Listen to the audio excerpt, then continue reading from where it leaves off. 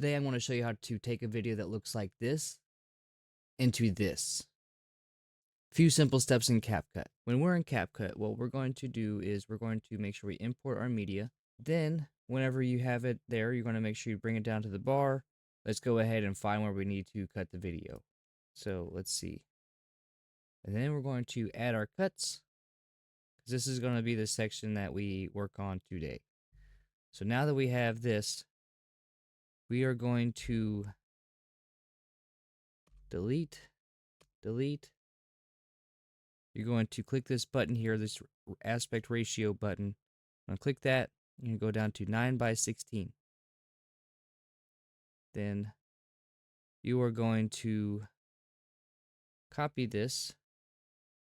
So now that we have two separate items here, we're going to go to the top one, because that's going to be our top layer.